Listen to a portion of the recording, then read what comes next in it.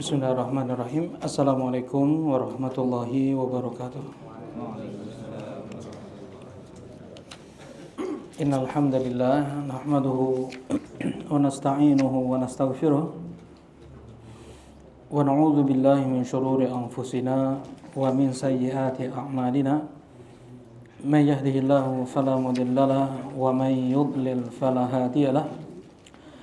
Asyhadu an la ilaha illallah wahdahu la syarika lah wa asyhadu anna Muhammadan abduhu wa rasuluh sallallahu alaihi wa ala alihi wa sahbihi wa sallama tasliman katsira amma ba'd. Qala Allah ta'ala fil Qur'anil Karim, ya ayyuhalladzina amanu taqullaha wal tanzur nafsum ma qaddamat lighad wattaqullaha innallaha khabirum bima ta'malun.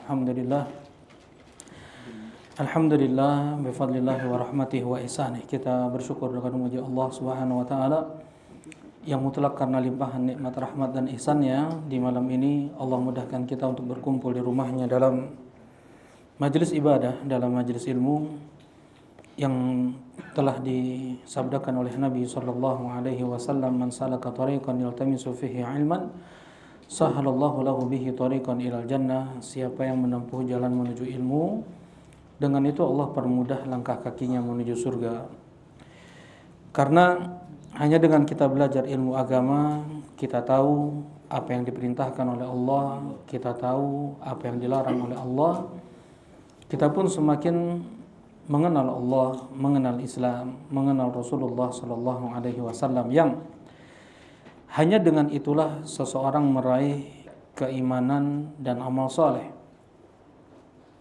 Memiliki iman yang benar, dia bisa menunaikan amal saleh, apa itu ikhlas dan berittiba kepada Nabi sallallahu alaihi wasallam, mengikuti tuntunan Nabi sallallahu alaihi wasallam dalam beribadah.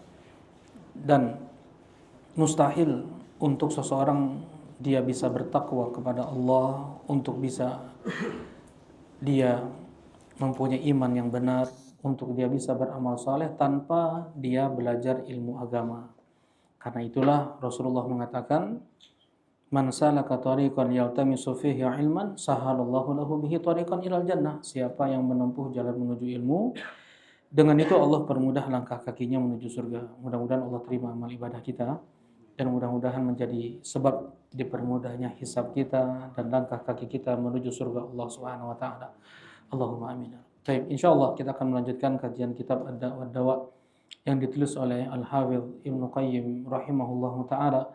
Akhir dari pembahasan kita adalah annal ma'asi tufsidul aqla, bahwasanya maksiat itu dapat merusak akal. Baik. Masih kita di bab tentang dampak buruk maksiat yang disebutkan oleh Ibnu Qayyim sampai 100 lebih. Ya, dan tidak ada yang tahu berapa pasti jumlah dampak buruk maksiat yang akan menimpa hati seorang hamba, fisiknya, di dunia dan di akhirat, kecuali hanya Allah Subhanahu wa taala. Nah, di sini Al-Hafidz Ibnu Qayyim rahimahullahu taala mengumpulkan sebagaimana yang datang dari beberapa dalil yang datang dari Rasulullah sallallahu alaihi wasallam atau dari ayat Al-Qur'an dan hadis Nabi sallallahu alaihi wasallam. Nah, terlebih kita di zaman yang sudah lama ditinggalkan oleh Nabi sallallahu alaihi wasallam. Sudah berapa lama kita ditinggalkan oleh Nabi? Berapa? 1400. Rasulullah meninggal tahun berapa? Tahun 11 Hijriah. Kita sekarang di tahun 1445. Kata Rasulullah SAW, la yatil am illa walladhi ba'dahu syarrun min. Tidak datang satu tahun kecuali yang setelahnya lebih buruk daripada yang sebelumnya. Berarti sudah berapa lama kita ditinggalkan oleh Nabi? 1434 ya. 1434 tahun yang lalu Rasulullah meninggal. Dan tidak datang satu tahun kecuali yang setelahnya lebih buruk daripada yang sebelumnya. Ya, apa yang Rasulullah sallallahu alaihi wasallam sampaikan dalam hadis-hadisnya, sekarang kita lihat bagaimana tersebarnya khamr, bagaimana seseorang dibunuh dia tidak tahu kenapa dia dibunuh, dan seorang pembunuh pun tidak tahu kenapa dia membunuh. Ya, bagaimana zina tersebar, bagaimana riba, bagaimana seorang anak durhaka kepada orang tuanya. Tanda-tanda hari kiamat kecil yang Rasulullah SAW sebutkan, sampai 60 lebih tanda hari kiamat kecil dikumpulkan dari hadis-hadis Nabi SAW. Kebanyakannya sudah kita lihat. Ya. Nah, dan saking mudahnya seseorang untuk jatuh pada maksiat di zaman sekarang ini. Nah, terlebih lagi dengan adanya media sosial, dengan luar biasa banyak sekali fasilitas seseorang untuk bisa jatuh pada maksiat. Nah, seharusnya seseorang dia berpikir panjang untuk melampiaskan hasratnya, untuk melampiaskan hawa nafsunya, karena itu semua berdampak, ya, berdampak buruk pada hatinya, pada fisiknya, pada dunia, pada agamanya, di dunia dan di akhirat. Maksudnya dunia di sini adalah pekerjaannya, ya, di alam dunia ini dan di alam akhirat, di alam barzakh, ketika padang mahsyar, ketika hisab, ketika qada, ketika mizan, semua itu berdampak. Nah, baik. Yang terakhir kita bahas itu nomor berapa, Kak Iqbal? 18 ya. Annal ma'asi tufsidul aqla, bahwasanya maksiat itu merusak akal seseorang. Karena akal itu ada cahayanya, dan maksiat memadamkan cahaya akal, dan itu pasti. Ya, bagaimana orang yang bermaksiat lemah akalnya, berkurang akalnya. Nah, bahkan seluruh pelaku maksiat mereka sedang turun akalnya sehingga melakukan sehingga mendahulukan yang gimana? Sehingga mendahulukan kenikmatan sesaat yang dia rasakan dan meninggalkan bisa jadi kenikmatan yang abadi di akhirat. Nah ini yang ke-18 ya. Kita masuk sekarang yang ke-19. Wa minha anna adh-dhunuba idza takatharat tubi'a ala qalbi sahibiha fakana minal ghafilin kama qala ba'du salaf fi qoulihi ta'ala kalla bal rana ala qulubihim ma kanu yaksibun qala huwa adh-dhanb ba'da dhanbi qala al-hasan huwa adh-dhanbu 'ala adh-dhanb hatta ya'ma al-qalbu wa qala ghairuhu lamma kasurat dhunubuhum wa ma'asihim ahatat biqulubihim. Bahwasanya dosa maksiat apabila banyak sering dilakukan maka bertumpuk-tumpuk akan menutup hati seseorang, ya, akan menutup hati seseorang, ya, kata Rasulullah sallallahu alaihi wasallam, nah, tu'radul fitan 'alal qulub ka'ardil hasiri 'udan 'uda. Masuk fitnah ke dalam hati manusia seperti helai yang tikar sehelai demi sehelai. Fa ayyu qalbin angkaroha nukitat fihi nuktatul bayda. Hati mana yang mengingkari maksiat tersebut, fitnah tersebut, maka tertitik pada hatinya titik putih. Wa ayyu qalbin usyribaha nukitat fihi nuktatus sauda. Dan hati mana yang menelan atau yang menikmati maksiat tersebut, maka tertitik dengan titik hitam. Fasara ana qalbain, kemudian dua hati tersebut menjadi aswadan mirbadan kalkuz mujakhia. Yang satu hitam legam seperti bagian bawah tungku, titik, titik, titik, titik, yang dia dengar, yang dia lihat, yang dia ucapkan terus.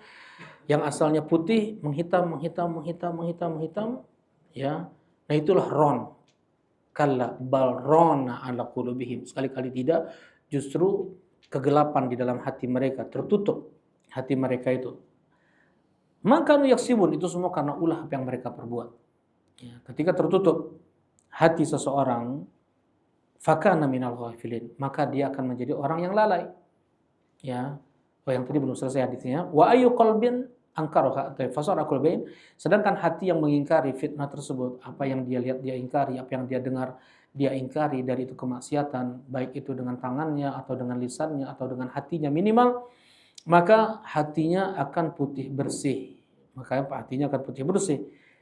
La tadurruhu fitnatun ma damatis samawati wal ardh, kata Rasulullah SAW, tidak akan memudaratkan dia fitnah apapun selama masih ada langit dan bumi. Maksudnya dengan spontan, dengan refleks dia bisa mengingkari kemungkaran-kemungkaran tersebut dan tidak masuk fitnah tersebut ke dalam hatinya untuk mengotori hatinya. Nah, dan dia akan tetap bersih seperti itu kata Rasulullah SAW. Sedangkan yang sudah tertutup hatinya, maka dia akan menjadi ghafil,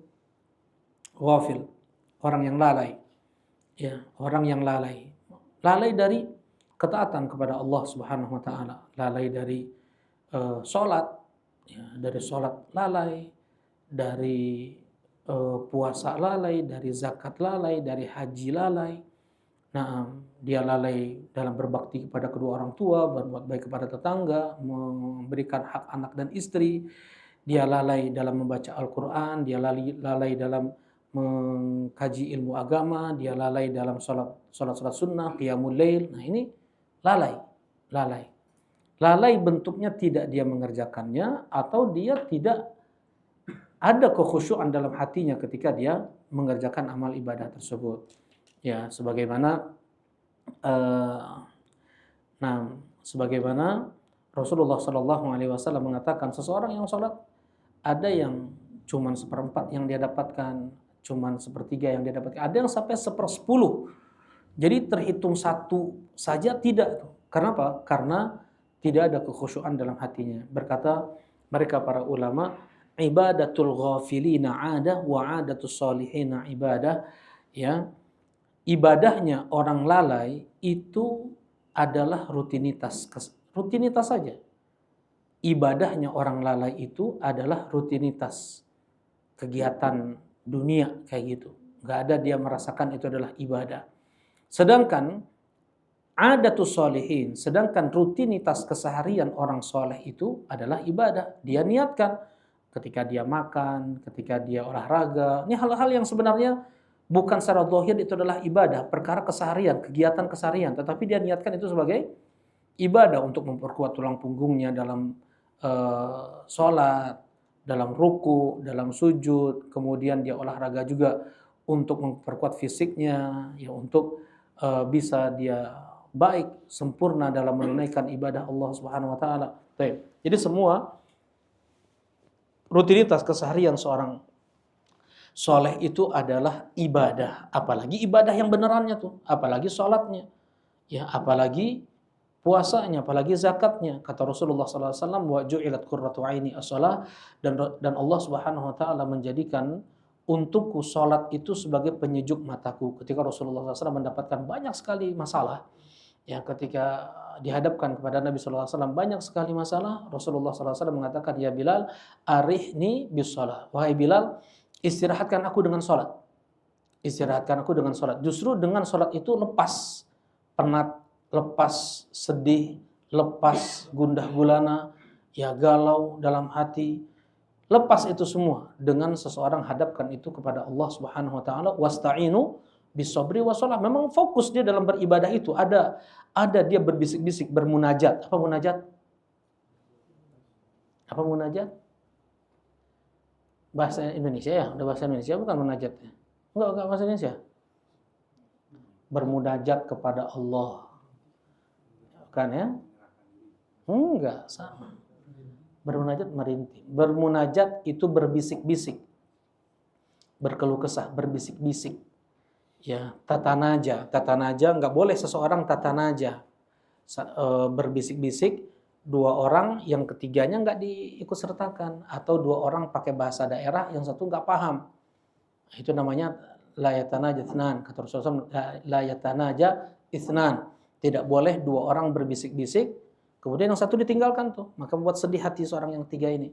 Ya, dan masuk juga ke sana pakai bahasa daerah, ya, yang tidak dipahami oleh satu orang. Nah, ini membuat apa? Dia bersedih juga. Tapi untuk yang seperti ini ada diajarkan dalam agama lain? Enggak ada. Ya, sampai hukum bermunajat bisik-bisik aja Islam mengajarkannya. Baik. Nah, seseorang dia bermunajat kepada Allah dalam sholatnya. Ya, apa itu bermunajat? yaitu dia berbisik-bisik kepada Allah, berkeluh kesah dia kepada Allah Subhanahu wa taala. Dia keluarkan unek-uneknya, apa yang diharap-harapkan, apa yang dia inginkan, bagaimana cara menyelesaikan masalah. Dia sampaikan itu semua kepada Allah Subhanahu wa taala dalam salatnya.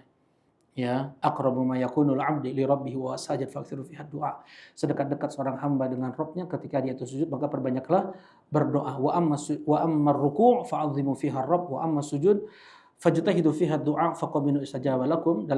Ketika kalian dalam keadaan ruku, agungkanlah Rabb kalian. Ketika kalian dalam keadaan sujud, maka bersungguh-sungguhlah dalam berdoa karena itu tempat terkabulkannya doa. Nah, jadi terlebih lagi ketika yang itu zahirnya adalah ibadah. Kalau seandainya yang itu adalah rutinitas, seorang soleh meniatkannya semua itu sebagai ibadah, dia beli, ya Syekh Utsaimin mengatakan, ketika anakmu nunjuk-nunjuk nih minta air minum, kemudian kau belikan air minum, dan engkau belikan karena dasar innaka lan tunfiqu nafaqatan tabtaghi biha wajhallah illa ujirta biha. Engkau berikan itu semua karena dasar hadis Nabi SAW, tidaklah engkau berikan nafkah apapun kepada keluargamu dan kau harapkan itu wajah Allah kecuali kau diberi pahala untuk itu. Enteng, ringan, bahkan niatannya adalah ibadah, tunduk patuh kepada Allah Subhanahu wa taala. Ya, berbeda dengan seseorang yang dia ghafil, yang mudah maksiat bertumpuk-tumpuk dalam hatinya, dia lalai. Bahkan dalam keadaan dia sholat. Bagaimana itu? Kata Syekh Sulaiman Ar-Ruhaili hafizahullah ta'ala, seperti aba-aba gitu ya. Kalau kan siap gerak, hadap kanan gerak, kan gitu ya.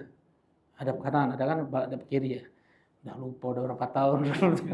Nah, balik kanan gerak. Kalau balik kiri enggak ada ya. Nah, seperti itu tuh, aba-aba, seakan-akan aba-aba. Allahu Akbar, ruku. Sami Allahu liman hamidah, ya tidak. Allahu Akbar, sujud lagi. Nggak ada hatinya. Hanya seperti orang gerak jalan kayak gitu aja. Gerak jalan atau nggak ada hati, dia tuh sedang beribadah kepada Allah. Sedang dia menghinakan dirinya kepada Allah. Sedang dia mendatangkan cintanya yang kuat kepada Allah Subhanahu wa ta'ala. Kamalul dzul wa kamalul mahabbah. Ya, kapan seseorang dikatakan dia beribadah? Apabila dia memberikan kesempurnaan kehinaan dan kesempurnaan cinta dalam satu waktu. Ya, ibadah itu terkumpulnya kehinaan dan kecintaan dalam satu waktu untuk Allah Subhanahu wa taala. Ya, jadi bukan hanya dia beribadah kepada Allah dengan penuh kecintaan saja, dia pun betul kerdilkan hati dia, hinakan diri dia. Ya, sehingga dia membutuhkan pertolongan Allah di setiap saatnya. Mana dalilnya? Allah Subhanahu wa taala berfirman menyifati ibadahnya para nabi, wa yad'unana raghaban wa rahaba wa kanu lana khashi'in.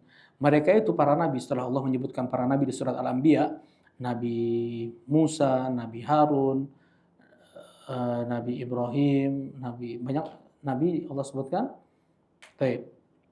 Di surat Al-Anbiya, Nabi Nuh, Nabi Lut, Nabi Sulaiman, Nabi Daud, Nabi Ayub, Nabi Ismail, Dzulkifl, Nabi Dzannun, ya, Nabi Zakaria, Nabi Yahya, kemudian Allah katakan wa kanu yad'unana raghaban wa rahaba. Mereka itu beribadah kepada kami dengan rasa raghab dan rasa rahab.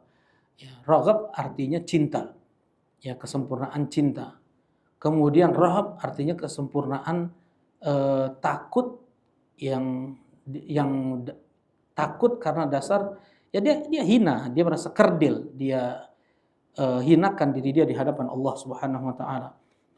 Dia selalu membutuhkan Allah Subhanahu wa taala. Pada saat itulah dia beribadah kepada Allah.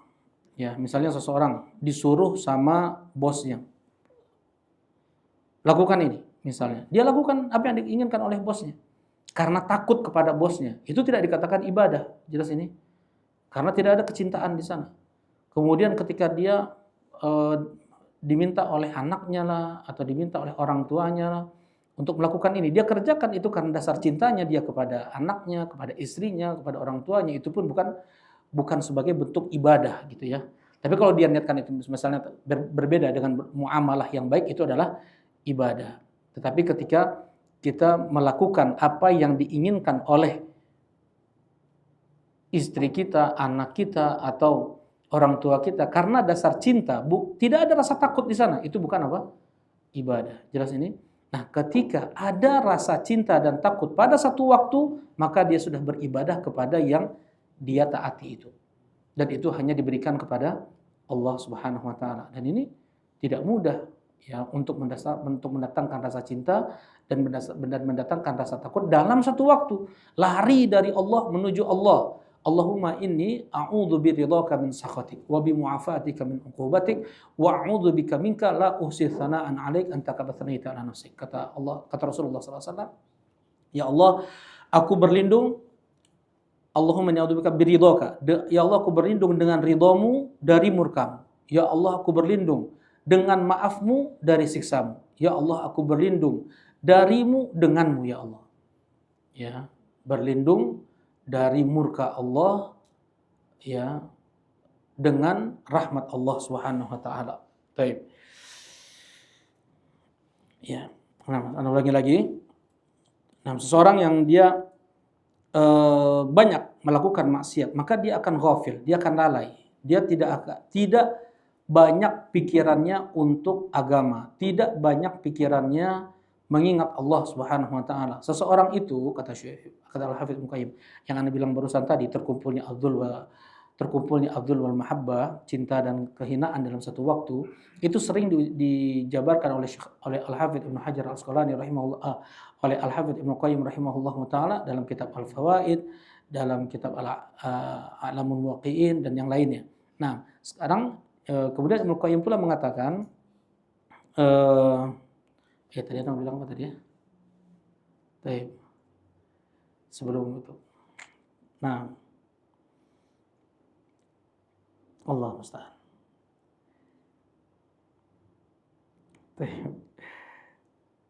Nah, seorang yang lalai ya, seseorang yang dia bertumpuk-tumpuk maksiat yang dia lakukan, maka Allah Subhanahu wa taala akan timpakan untuk dia lalai dari ibadah, ya, lalai dari ketaatan kepada Allah Subhanahu wa taala. Jadi maunya senang-senang saja, maunya dia memperturutkan hawa nafsunya saja. Ya. Kata Ibnu Qayyim baru ingat lagi nih. Itu apa? Nah, seseorang itu diukur dia itu hamba apa, hamba siapa, dengan seberapa banyak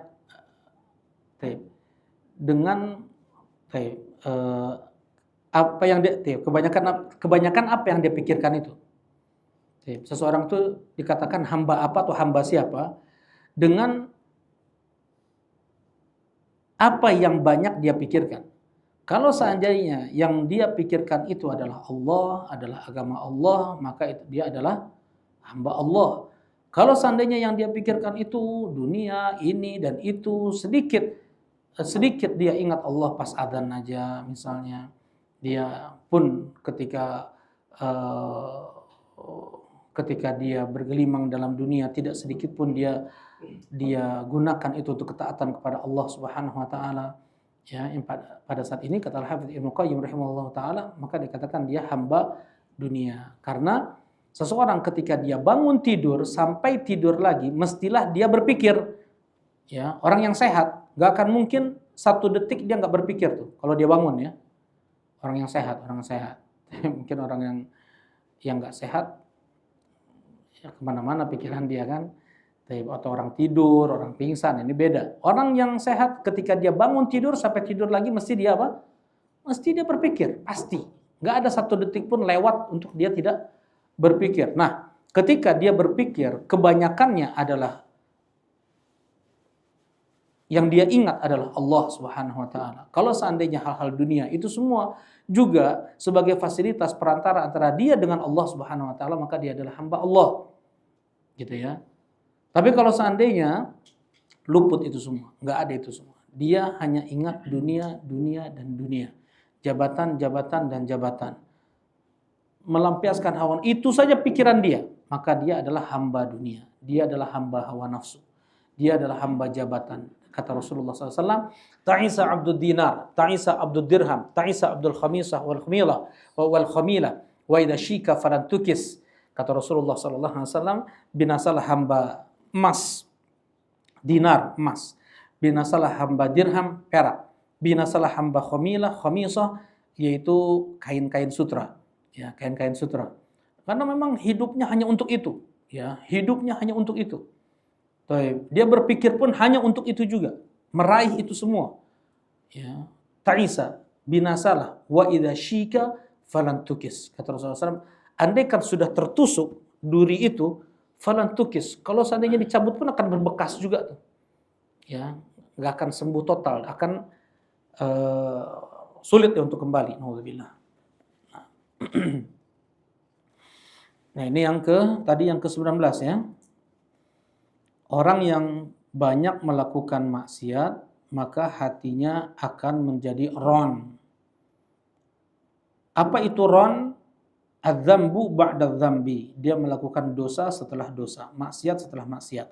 Wa qala Hasan huwa dzambu 'ala dzambi.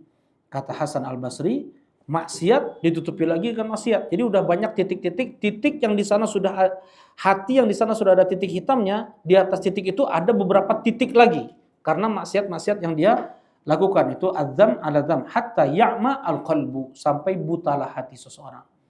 Bagaimana buta hatinya? Dia tidak melihat al-haq. Ya, yang hak dia lihat batil, yang batil dia lihat al-haq, kebenaran. Dia melihat kebenaran itu adalah suatu kebatilan. Dia melihat kebatilan itu adalah suatu kebenaran.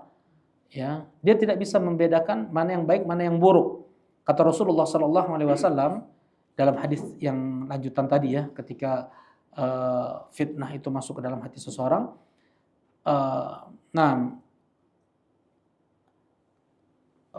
fasara ala qalbain aswadan mirbadan kalkuz mujakhiya la ya'rifu ma'rufan wa la yunkiru munkara. Kata Rasulullah SAW, yang satu hatinya hitam kelam bagaikan bagian bawah tungku. Ketika dibakar dengan kayu bakar, tentunya wajan atau panci, tungku, itu akan hitam. Nah seperti itu, sudahlah hitam, besoknya dipakai lagi. Hitamnya bertumpuk-tumpuk. Ya. La ya'rifu ma'rufan wa la yunkiru munkara. Hati yang seperti itu, dia tidak mengenal mana yang baik, mana yang buruk lagi. Nggak tahu, nggak bisa membedakan mana yang baik, mana yang buruk. Malah dia yang menyuruh anak istrinya untuk melakukan maksiat-maksiat tersebut. Dia tidak mengingkari anak istrinya untuk melakukan maksiat. Dia tidak bisa membedakan mana yang baik, mana yang buruk itu. Nauzubillah. Ya. Nah.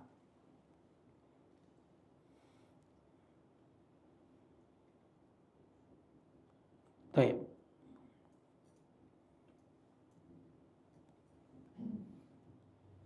Nah, yang berikutnya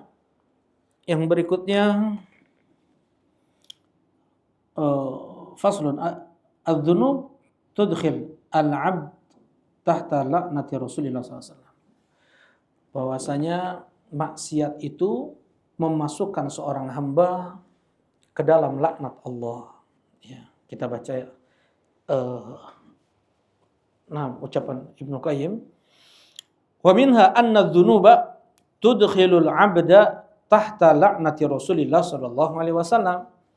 Bahwasanya dosa maksiat itu memasukkan seorang hamba ke dalam laknat Rasulullah sallallahu alaihi wasallam.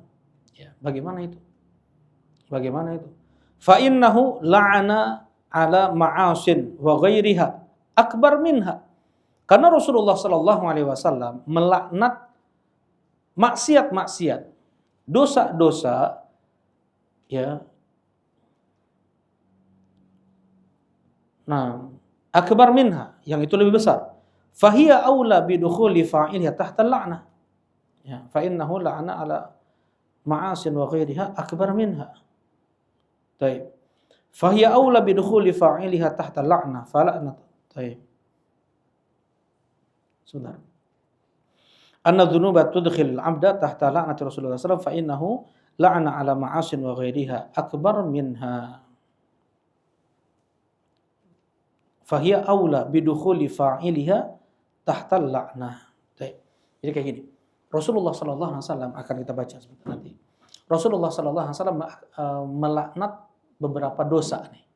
Seperti washima, wal mustaushima, wal wasila, wal mustausila, wan namisa, wal mutanamisa, wal washirah, wal mustaushirah. Mungkin dosa-dosa itu tidak seberat apa yang dilakukan oleh pelaku maksiat nih. Kalau seandainya dosa yang dilaknat oleh Nabi SAW hanya dengan melakukan seperti itu dilaknat oleh Nabi, tentunya yang lebih besar daripada dosa yang lebih besar daripada itu lebih berhak untuk masuk ke dalam laknat Rasulullah SAW. Jelas ini ya? Diulangi lagi. Nah, Rasulullah melaknat beberapa maksiat. Terkadang bisa jadi kita melakukan suatu maksiat yang itu lebih berat sebenarnya, lebih besar sebenarnya daripada apa yang disebutkan oleh Nabi SAW itu. Ya, mana yang lebih besar, mana yang lebih lebih terancam untuk mendapatkan laknat? Ya, tentunya bisa jadi perbuatan kita yang itu dilihat dari sisi akal, dilihat dari sisi perasaan, dilihat dari sisi zahir itu lebih besar. Dosanya lebih besar, pengaruhnya lebih besar, efeknya, ya, dampaknya daripada maksiat nanti yang dilaknat oleh Nabi SAW hanya berdampak untuk dia saja tuh, nggak ada efek atau dampak kepada orang lain, itu saja terkena laknat. Maka bisa jadi maksiat yang dilakukan itu lebih berhak untuk terkena laknat Nabi Muhammad Sallallahu Alaihi Wasallam. Apa itu laknat? Nah, apa itu laknat?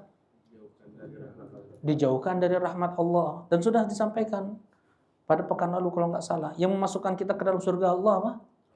Rahmat Allah. Ya, dan sekarang ini saja kita bisa membalikkan kelopak mata kita itu karena sebab rahmat Allah.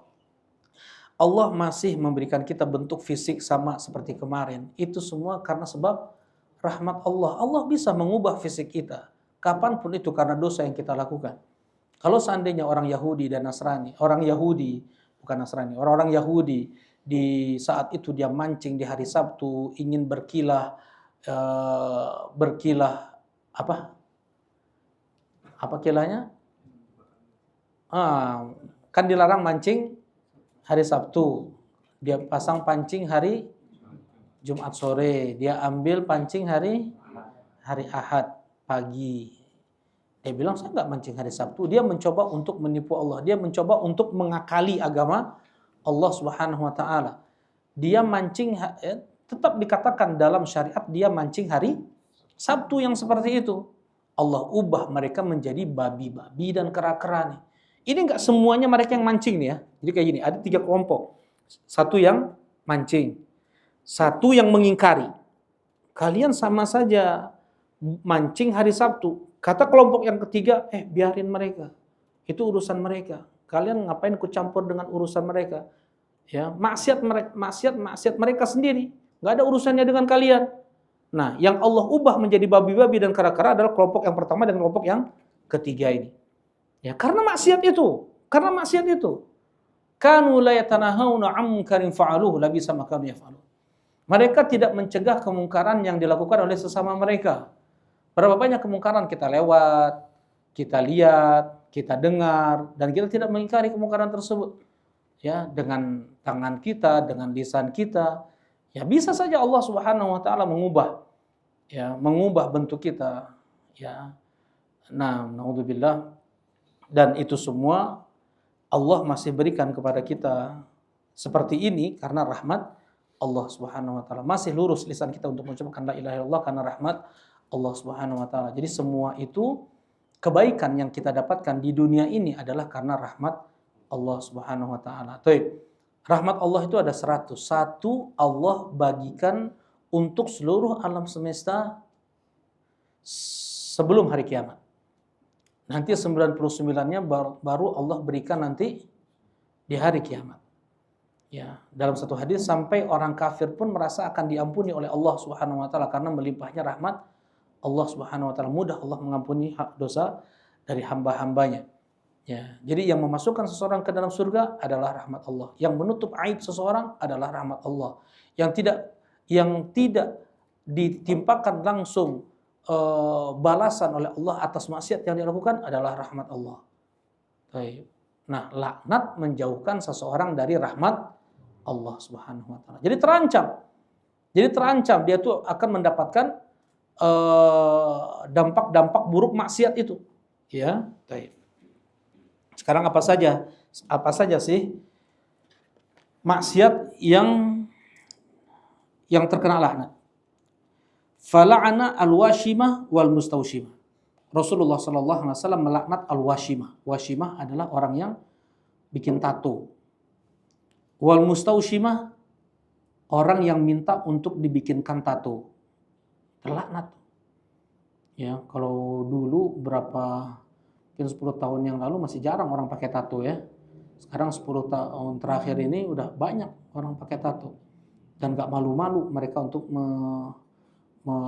menampakkan tato mereka. Nauzubillah. Dan terancam mereka dengan laknat. Al-washimah wal mustaushimah. Rasulullah SAW melaknat orang yang membikin tato dan yang minta untuk ditato. Wal wasilah wal mausulah di sini, atau dalam riwayat yang lain wal mustausilah, yaitu Rasulullah melaknat al wasilah, orang yang menyambung rambut pakai wig, pakai sanggul, yang memakaikannya. Wal mustausilah atau mausulah yang dipakaikan sanggul, yang dipakaikan rambut palsu tersebut. Ya, coba ya, kayak gitu terlaknat. Kita bisa jadi melakukan dosa lebih daripada ini orang yang makaiin sanggul nih cuma nih. Yang makaiin sanggul, yang nyambung rambut. Ya. Baik. Wan namisah wal mutanammisah. Namisah adalah orang yang mengerok alis. Ya, wanita yang mengerok alis.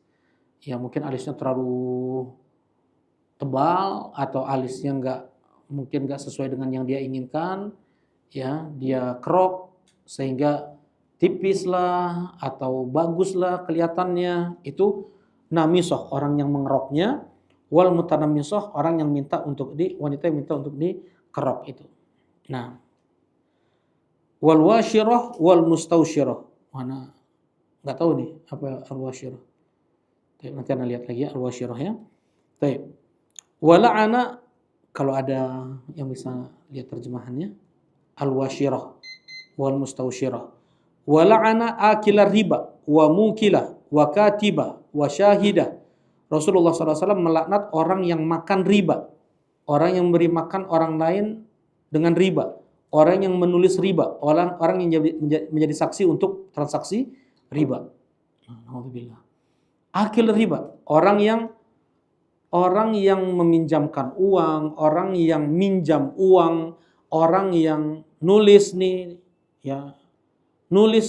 juru ketiknya cuman, saksinya cuman, yang masuk sana notarisnya, masuk ke sana saksinya, ya, untuk muamalah ribawiyah, kredit ini, kredit itu, pinjam uang ke sini, pinjam uang ke situ sekian, itu semua pakai notaris tuh, ya, dan dia menulis itu semua akad-akad riba. Baik, selain laknat tersebut untuk yang meminjamkan uang, laknat tersebut juga untuk yang meminjam uang tersebut, yang menulis dan yang menjadi saksi. Bahkan semua yang bekerja di tempat tersebut, cleaning service-nya lah, satpamnya lah, karena dia berta'awun 'alal itsmi wal udwan. Ta'awanu 'alal birri wat taqwa wa la ta'awanu 'alal itsmi wal udwan. Kerjasamalah, tolong-menolonglah kalian di atas kebaikan dan ketakwaan, jangan kalian tolong-menolong di atas dosa dan permusuhan. Insyaallah kita lanjutkan pada Isya. Alhamdulillah wassallallahu ala rasulillah. Assalamualaikum warahmatullahi wabarakatuh. Bismillahirrahmanirrahim. Assalamualaikum warahmatullahi wabarakatuh.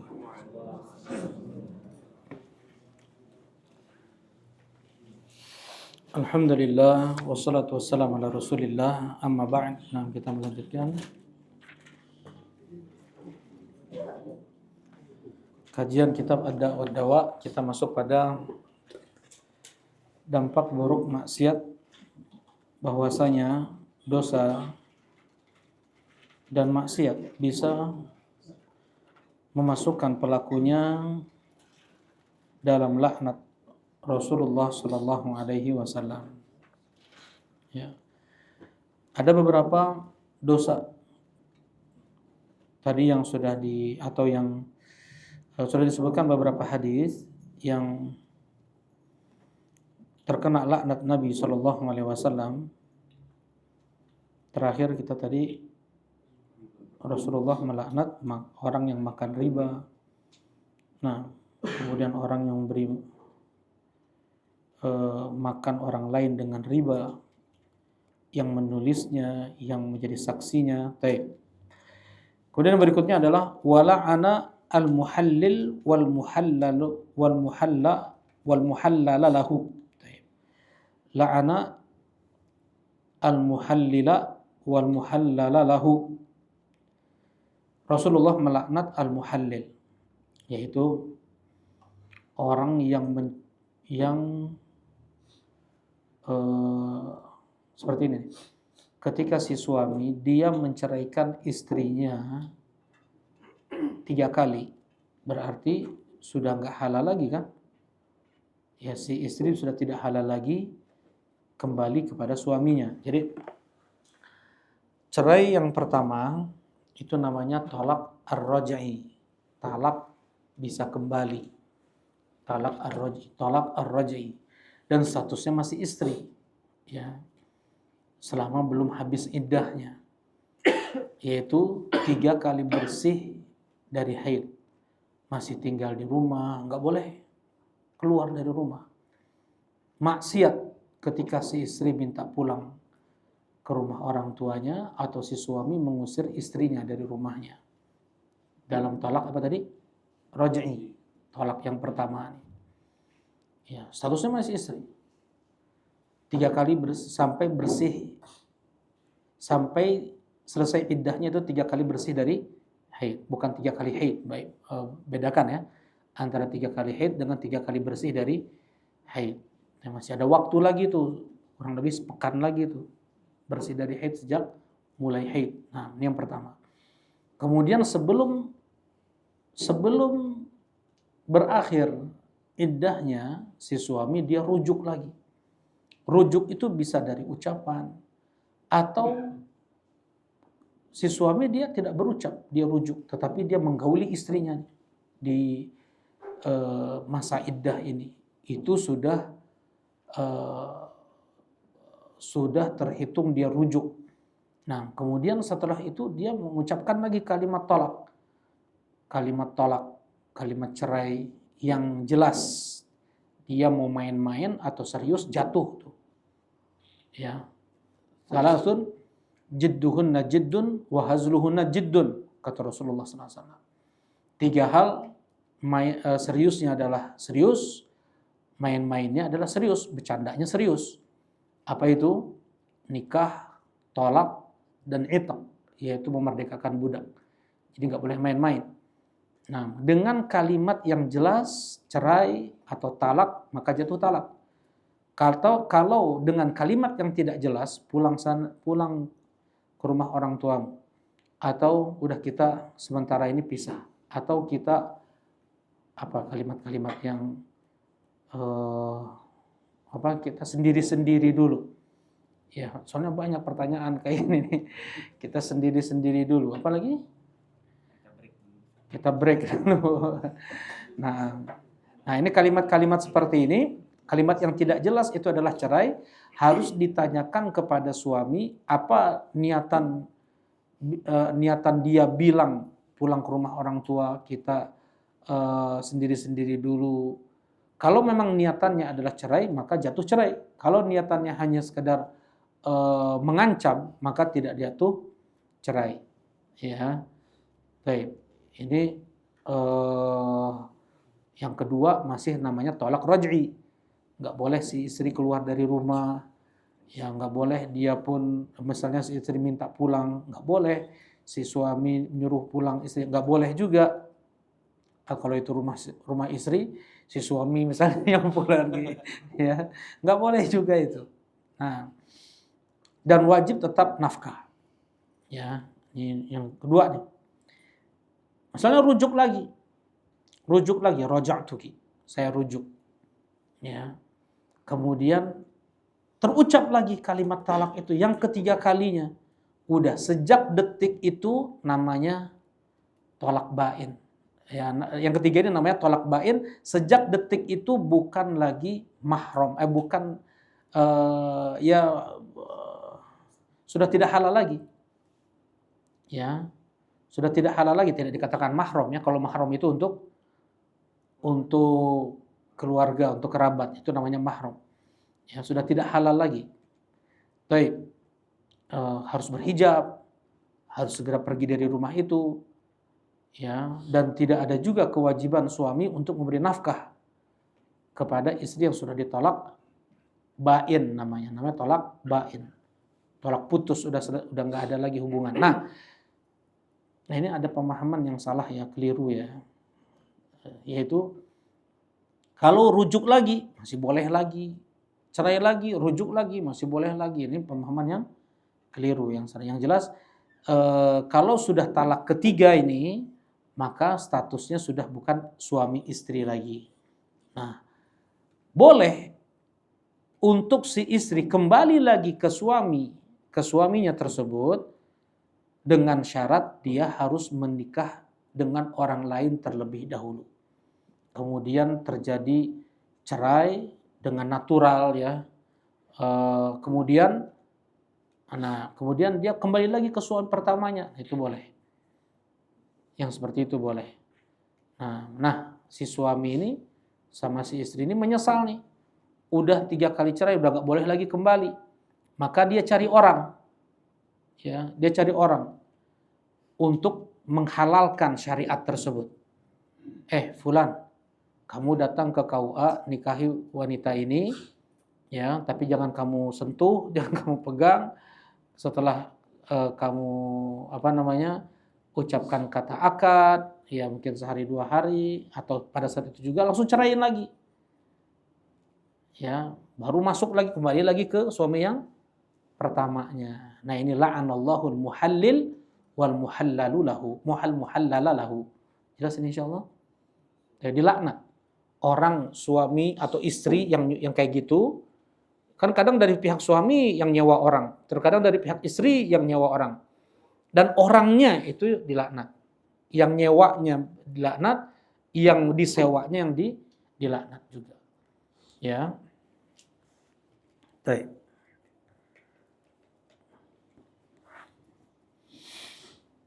Nah, kemudian ada juga permasalahan terjadi di sebagian ikhwah ya, yaitu ketika mereka menceraikan istrinya sekaligus 3 kali. Saya menceraikan langsung 3 kali tolak kayak gitu. Mau langsung bain aja, udah bencinya udah udah nggak tahan lagi sama istrinya. Ya, kalau tolak itu di tangan siapa? Tangan suami. Makanya kalau si istri pun sekalipun dia minta khulu, itu nggak langsung serta merta jatuh, harus atas kerelaan kelapangan dari suami. Ya, kalau khulu cuman 1 kali bersih dari haid, berbeda sama talak 3 kali bersih dari haid. Kalau khulu si istri minta cerai, boleh saya kasih, kembalikan mahar yang sudah saya kasihkan kepada kamu, ya. Misalnya 10 juta, ya kembalikan 10 juta atau nggak apa-apa lah 9.500.000 itu kamu. Jadi terserah suami ini, bisa semuanya, bisa setengahnya, tergantung si suami. Ya, bisa nggak dikasih. Kata Rasulullah SAW gitu kepada seorang sahabiah, ataruddina alaihi hadiqataki, apakah kau mau mengembalikan kebun yang sudah dijadikan mahar untukmu? Iya ya Rasulullah, aku akan kembalikan mahar yang diberikan oleh suamiku itu. Nah, apa hukumnya 3 kali talak dalam satu waktu? Anti tolik salatan. Kamu saya cerai langsung 3 kali. Bahkan ada yang bilang sampai keselnya 1000 kali. Kayak gitu. Nah, jatuh talak nggak ini? Di zaman Rasulullah tidak, di zaman Abu Bakar tidak, di zaman Umar bin Khattab jatuh. Untuk memberi pelajaran kepada si suami yang kayak gitu. Yang pendek sumbunya nih. Jadi agar memberi pelajaran kepada yang seperti itu, Umar bin Khattab langsung memperlakukan 3 kali talak langsung jatuh, udah nggak halal lagi engkau untuk menyentuh istrimu lagi. Nah ini berlaku sampai sekarang pun banyak ulama yang mengambil pendapat Umar bin Khattab. Tapi wallahu a'lam kalau nasi lebih cenderung pada yang datang dari Nabi Sallallahu Alaihi Wasallam, demikian pula dari Abu Bakar, yaitu apa? Tetap anti talik thalathan itu cuman berlaku satu kali jatuh. Ya. Nah.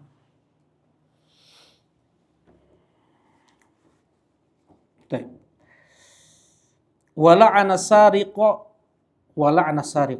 Dan Rasulullah SAW melaknat pencuri.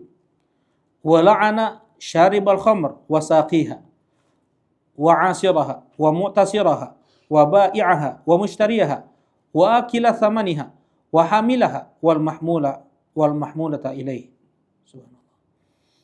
Rasulullah SAW melaknat orang yang minum khamr, yang menuangkannya, yang menyiapkannya. Ya, dia nggak minum nih, dia cuma tukang tuang doang. Wa 'asiraha, yang memeras.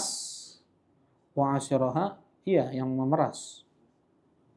Oke. Jadi anggur dibeli, kemudian kan diperas tuh, ya. Nah, dia yang memerasnya. Dia nggak minum, dia nggak jual, dia nggak beli, dia cuma memeras saja. Wa mu'tasiraha, mirip, apa artinya? Sama ini. Kita lihat lagi ya, yang memerasnya, yang menyulingnya atau mungkin yang memasukkannya sampai jadi gitu ya, sampai jadi apa? Khamar tersebut. Wa ba'i'aha, yang menjualnya, wa mushtariyaha, yang membelinya. Dia enggak minum, dia cuma jual, dia cuma beli. Wa akila thamaniha, dia yang menjual ini pun ya dia cuma makan labanya saja.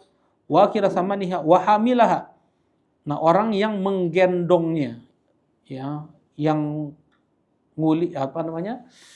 yang manggulnya, wal mahmulah ilaih, dan yang dibawa kepada dia.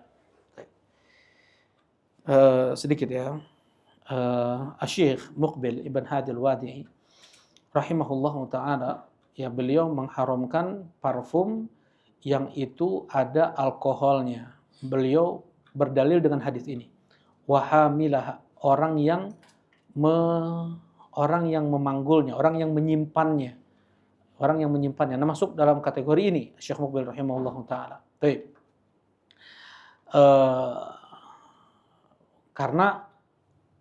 Karena itu adalah alkohol, kolonia, alkolon. Baik. Nah, pendapat beliau seperti itu. Bahkan pendapat Asy-Syaikh Shalih Fauzan hafizahullah ta'ala entah sudah berubah atau belum ya. Kalau Anda mendengar ini mungkin sekitar 20 tahun yang lalu berarti. Nah, kurang lebih 20 tahun yang lalu. Anda tahunya Syekh Shalih Fauzan, seseorang yang memakai parfum pakai alkohol itu tidak sah salatnya. Ya, karena itu najis. Alkohol itu najis karena Allah Subhanahu wa taala mengatakan innamal khamru wal maisiru wal ansabu wal azlamu rijsun min amali syaitan. Sesungguhnya khamr, perjudian, berhala, alat judi itu najis kata Allah Subhanahu wa taala. Baik. Nah, kita jawab khamr itu tidak najis. Khamr itu tidak najis. Tidak najis zatnya. Najis apa? Maknawi. Sebagaimana judi pun najis apa?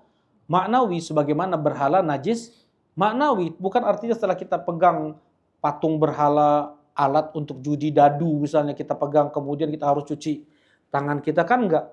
Ya, tapi permainan itulah permainan yang najis. Sebagaimana innamal musyrikuna najasun. Wahai orang beriman, sesungguhnya orang musyrik itu najis. Bukan najis zatnya. Boleh kita salaman. Bahkan seorang muslim boleh menikahi Nasraniyah, Yahudiyah yang afifah tapi ya. Yahudi atau Nasraniyah yang afifah. Yang afifah itu yang menjaga agamanya, biarawati lah, bukan fasikot, bukan peminum khamar, bukan penari, bukan. Itu nggak boleh nikah sama yang seperti itu. Nah, kan tentunya suami istri. Jadi bukan najis apa? Bukan najis zatnya, tetapi najis akidahnya, ya. Najis akidahnya. Dan ketika Rasulullah Shallallahu Alaihi Wasallam turun kepada beliau ayat terakhir, ayat ini turun pada Nabi Shallallahu Alaihi Wasallam, "Innamal khamru wal maisiru wal ansab wal azlam rizqun min syaitan."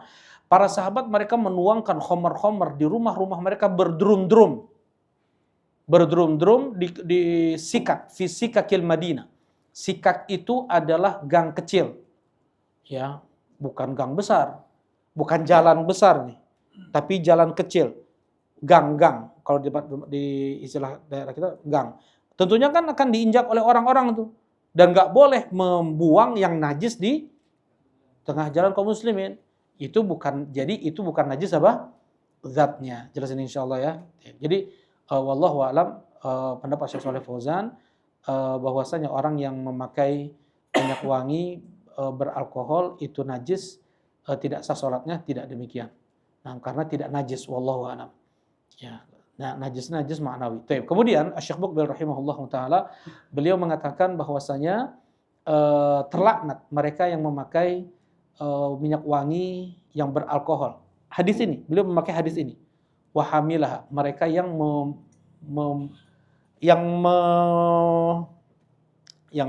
hamilah ini yang memegangnya, yang menggendongnya, yang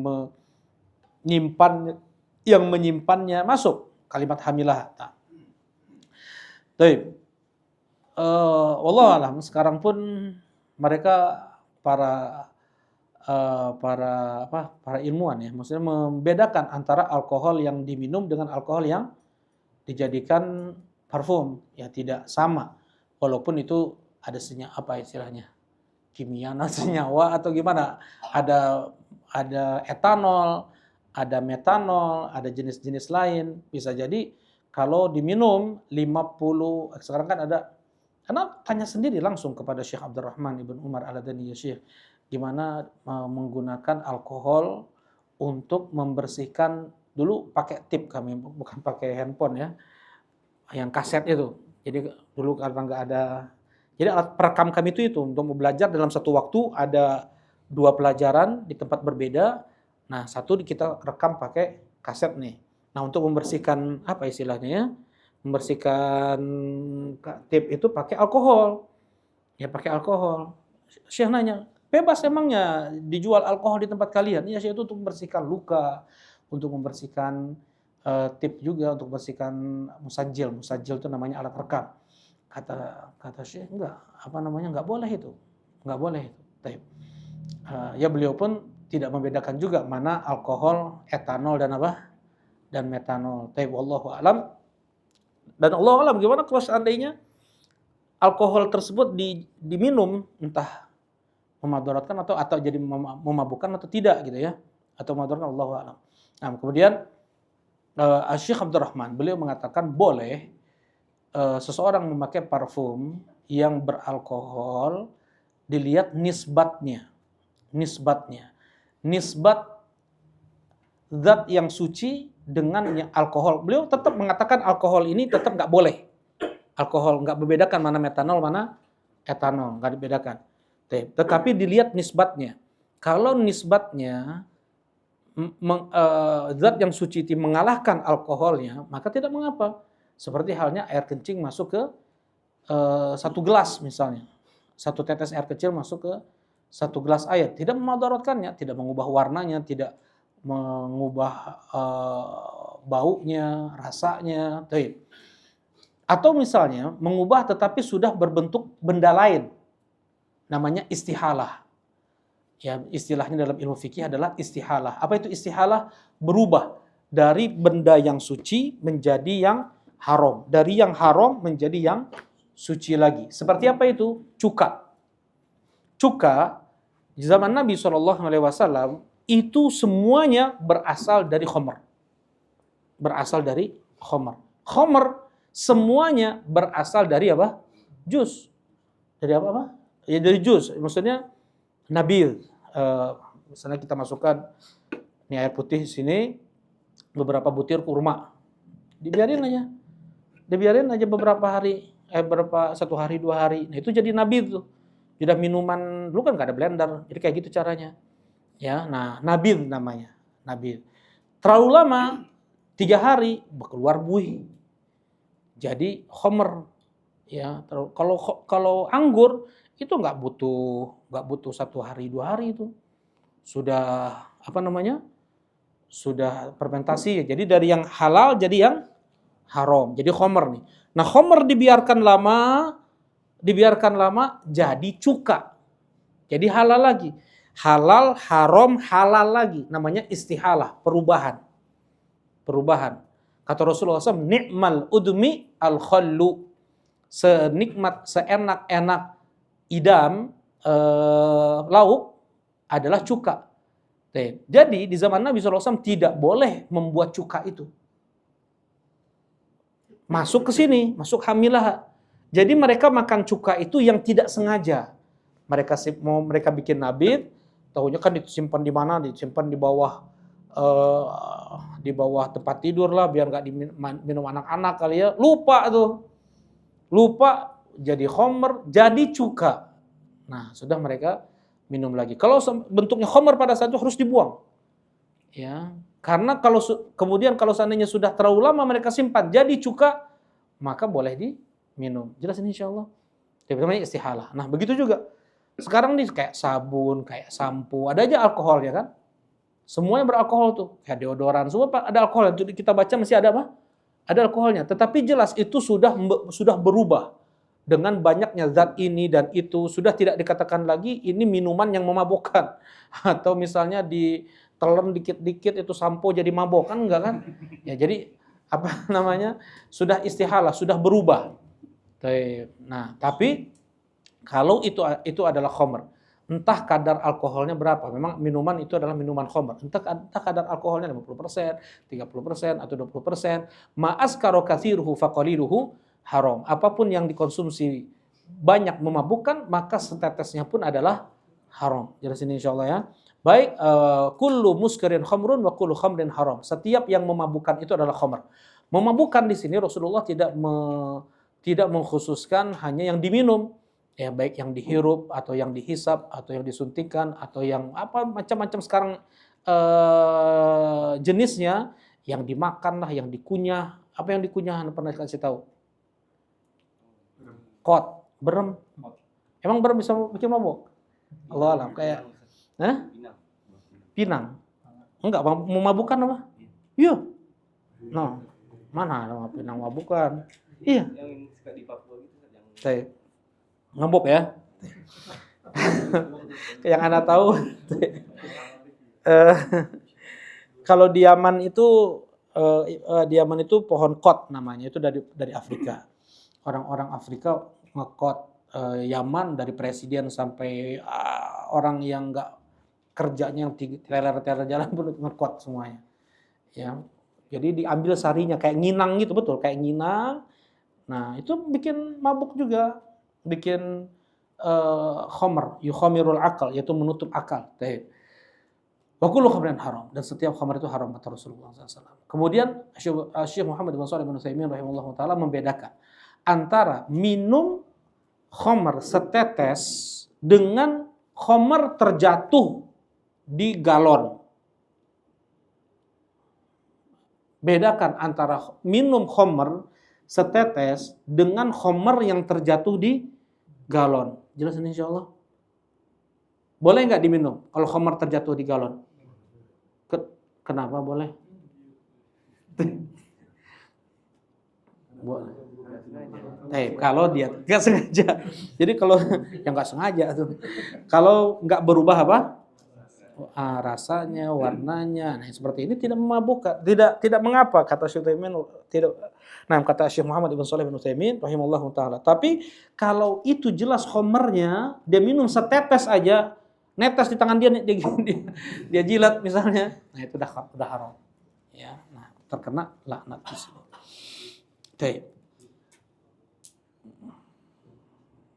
Ya. Dan banyak para ulama membedakan antara alkohol yang dipakai untuk minyak wangi dengan alkohol yang dipakai untuk minuman. Baik. Wala'ana man ghayyara manaral ard. Rasulullah sallallahu alaihi wasallam pula melaknat orang yang mengubah batas tanah atau wahya a'lamaha wa hududaha.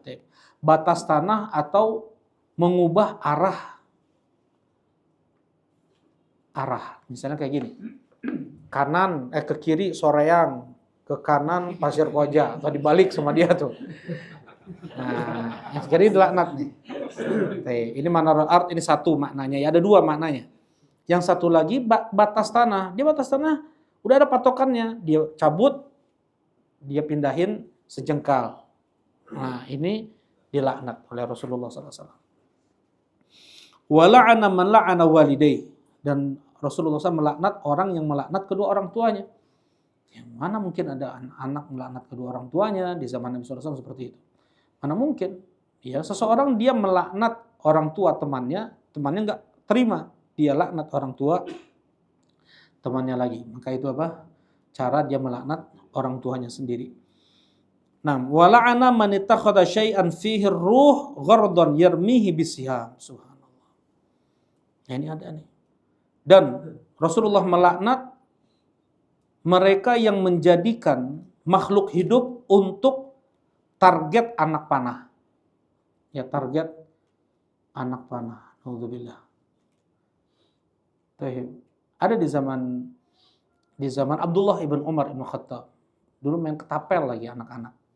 Ayam ditaruhnya, diikat. Ya, ayam diikat, kemudian dijadikan target untuk ketapel, dijadikan target untuk panahan. Ya, hukumnya nggak boleh nih, dilaknat. Berarti dia mati sobron, artinya. Dia mati sabar. Mati sabar. Enggak, dia kan dalam Islam kalau hewan disembelih itu agar cepat mati kan. Nah, ini mungkin kena kakinya, patah dulu kakinya, kena bagian tubuhnya, dia masih hidup. Nah, mati seperti itu, terlaknat. Ya, orang yang membuat seperti itu terlaknat. Nah, naudzubillah. Masuk juga ke sini mereka yang suka-suka mancing, tetapi enggak dimakan. Hanya untuk apa? Jadi target aja kan, jadi target, jadi hobi aja, kemudian dilepasin lagi, udah sumbing-sumbing mulut ikan tersebut terus seperti itu. Nah, ini nggak boleh.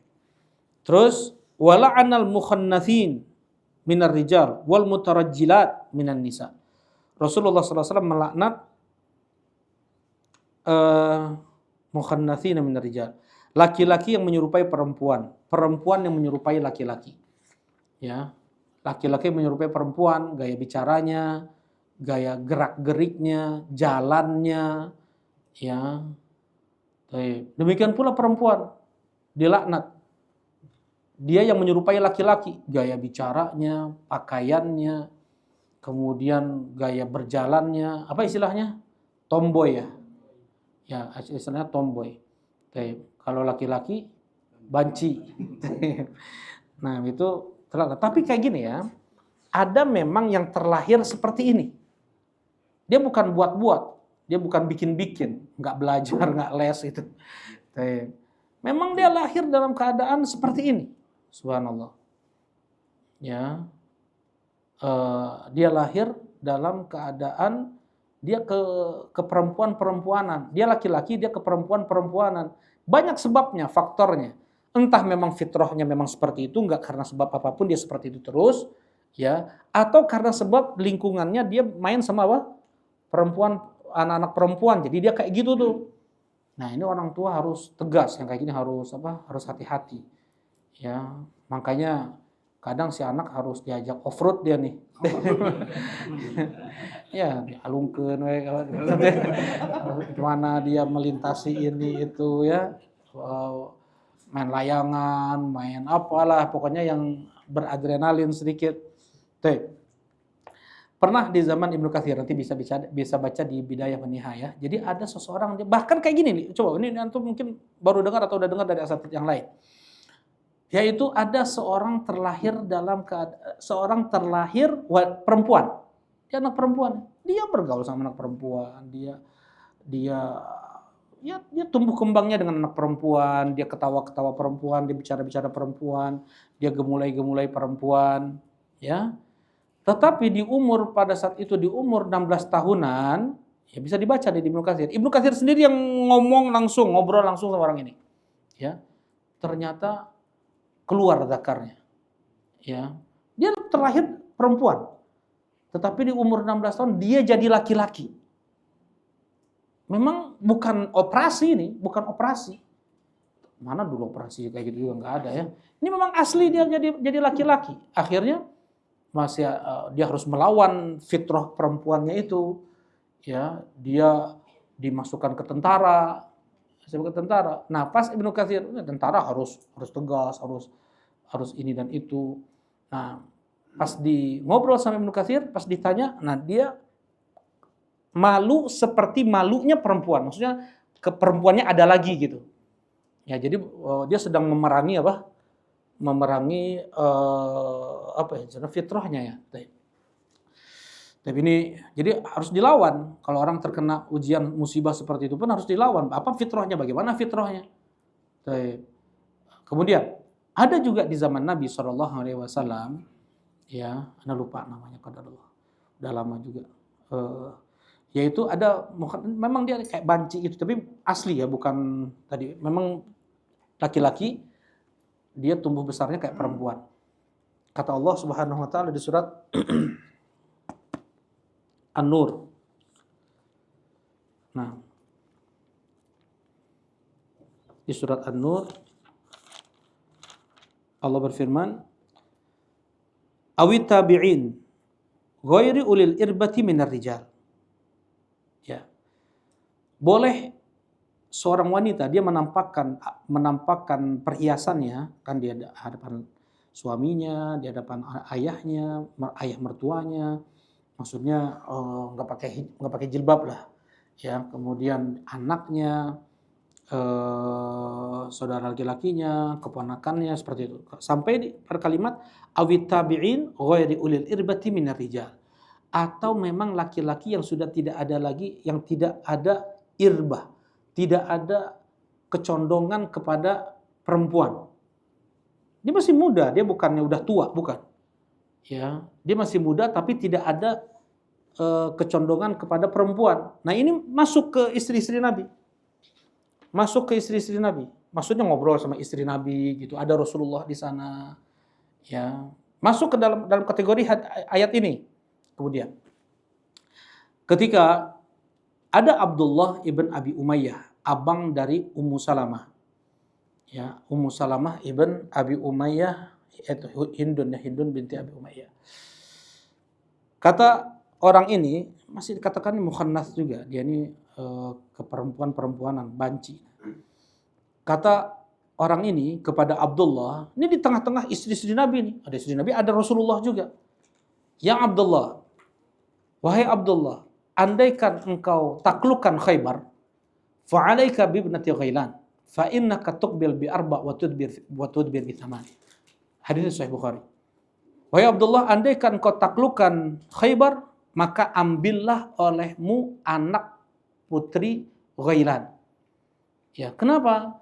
Karena bentuk fisiknya kayak gini. Ya, orang dulu sukanya yang agak gemuk. Kalau disebutkan fa innaka tuqbil bi arba wa tudbir bi thaman, ini sifat wanita, tubuh wanita ya.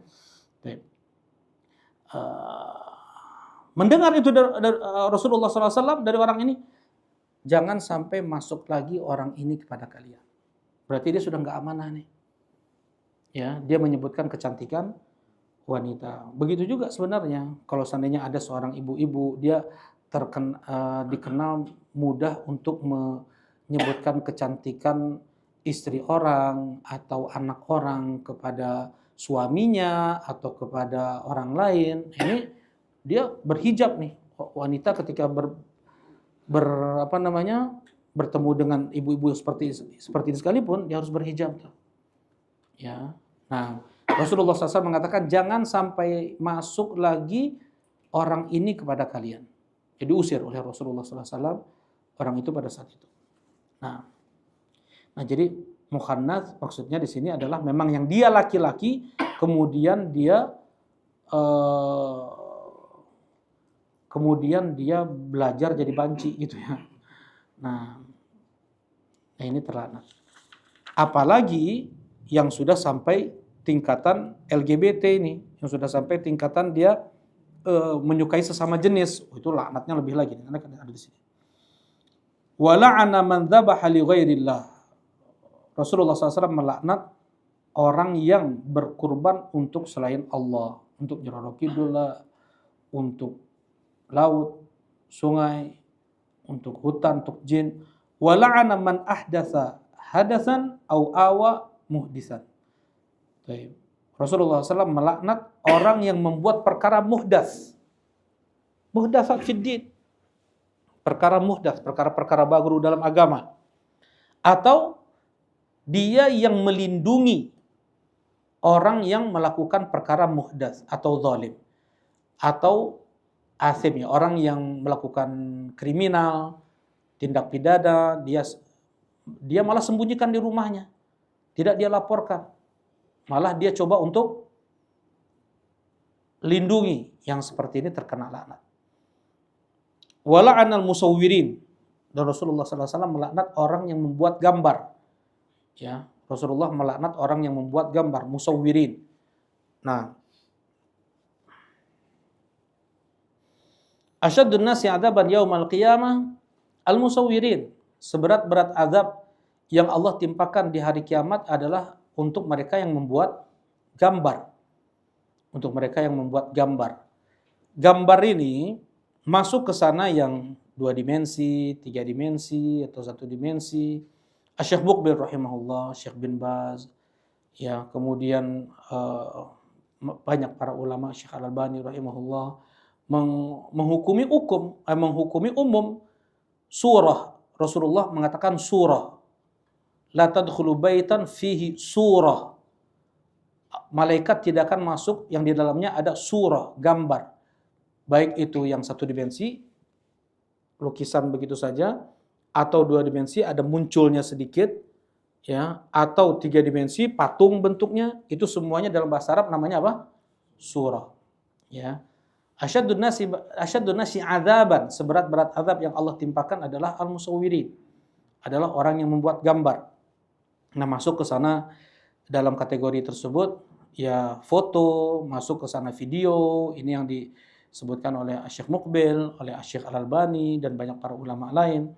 Nah, dan mau siaran langsung video, siaran langsung misalnya. Siaran langsung mesti ada jeda, nggak mungkin ada apa? Nggak mungkin langsung kayak kita kaca gitu. Kaca nggak ada jeda tuh. Ya kalau kecuali ayah nanawan antara kacana. Ya. Tapi kalau yang namanya live, ya siaran langsung, pasti ada jeda. Di sana ada motret kirim kan gitu. Sebanyak foto itu adalah foto yang dikirim, dengan cepat, sehingga menghasilkan gambar yang bergerak seperti itu. Nah, wallahu alam. Nah, ini pendapat sebagian ulama mengatakan itu adalah yang diharamkan juga, diantaranya Syekh Muhammad ibn Shalih bin Utsaimin rahimahullah taala, kecuali yang itu memang perkara darurat seperti untuk KTP, untuk paspor, untuk yang administrasi seperti itu, yang itu hukumnya penting, maka tidak mengapa. Tetapi untuk yang dijadikan kenangan, untuk yang dijadikan album, kata Syekh Muhammad ibn Shalih bin Utsaimin rahimahullah taala, maka hukumnya masuk dalam hadis ini. Wallahu a'lam. Nah, wala'ana man 'amila 'amala qaumi Lut. Rasulullah sallallahu alaihi wasallam melaknat mereka yang melakukan perbuatan kaum Lut, yang merupakan homoseks. Ya, perempuan sama perempuan, laki-laki sama laki-laki, yang seperti ini sepakat para sahabat, itu ijma hukumnya bahwasanya orang tersebut dibunuh. Yang menjadi khilaf bagaimana cara mereka dibunuh. Ada yang mengatakan dipenggal, ada yang mengatakan dirajam, ada yang mengatakan dilempar di tebing di tebing tajam ya sampai mati. Nah, wala'ana man sabba abahu wa ummahu, dan Rasulullah melaknat orang yang mencela ibunya atau ayahnya. Baik. Bagaimana seseorang dia mencela ibunya sendiri, ayah sendiri, itu enggak kepikir oleh para sahabat dulu. Bagaimana mungkin ya Rasulullah seorang mencela ayah sendiri, ibunya sendiri. Seseorang dia mencela orang tua temannya, maka temannya dia mencela orang tuanya. Baik. Wala'ana man kamiha a'ma anit tariq. Oh, subhanallah. Diriwayatkan oleh Imam Ahmad. Rasulullah SAW melaknat orang yang, kan orang buta itu dituntun ya, tapi dituntun ke jalan yang salah gitu. Nah, apa istilahnya? Nah, disasarin. Ada ya. Wala'ana man ata bahimatan. Rasulullah SAW melaknat seseorang yang dia menyetubuhi binatang. Ya. Nah, ini dilaknat. Wala'ana man wasama dabatan fi wajhiha. Rasulullah SAW melaknat orang yang membuat tanda di wajah ternaknya dengan wasam, dengan besi panas. Ya, dengan besi panas. Jadi kalau dengan sekarang kan pakai apa? Pakai nomor itu ya di telinga, di tindik, itu enggak ada masalah. Wasam itu boleh di bagian pinggulnya, itu nggak apa-apa. Tapi kalau di wajah itu hukumnya haram. Jangankan wasam ya, jangankan wasam atau tadi tanda pakai besi panas itu di wajah. Untuk nyintrek saja, nyentil saja ke wajah hukumnya haram. Mau manusia, mau binatang, nggak boleh. Orang kafir aja nggak boleh. Orang kafir aja dalam perang kalau nggak bisa wajahnya dipukul, maksudnya kalau bisa dilumpuhkan tanpa dia memukul wajahnya, itu yang dilakukan. Kata Rasulullah SAW, "Idza daraba ahadukum falyattaqil wajha." Apabila salah seorang di antara kalian memukul, maka jauhilah wajah. Ya, wajah itu nggak boleh nggak boleh ditampar, nggak boleh dipukul. Mau itu binatang, ya mau itu anak, mau itu istri, naudzubillah ya, nggak boleh. Kebalik, mana suami yang ditampar istri. Nah itu juga kacau beliau, nggak boleh. Nah hati-hati, pokoknya jangan sampai memukul wajah, itu nggak boleh. Ya, nggak boleh mukul-mukul juga. Baik. Wala'ana man darra musliman au makara bihi. Rasulullah SAW melaknat seseorang yang mengganggu kaum muslimin atau membuat makar terhadap kaum muslimin, membuat tipu daya untuk mereka ya agar terjatuh, ya main-main saja. Man salla alaina silaf falaysa minna. Siapa yang menghunuskan pedang kepada kami maka bukan termasuk dari golongan kami. Ini main-main nih, bukan serius nih. Golok dia acungin. Main-main. Seperti itu aja enggak boleh. Ya, bahkan dalam riwayat hadid besi apapun, enggak mesti harus pisau, enggak mesti harus golok. Ya besi, batang besi, bahkan pulpen sekalipun karena ada besinya di sana. Baik. Wala'ana zawarat al-kubur. Rasulullah SAW melaknat wanita yang sering menziarahi kubur.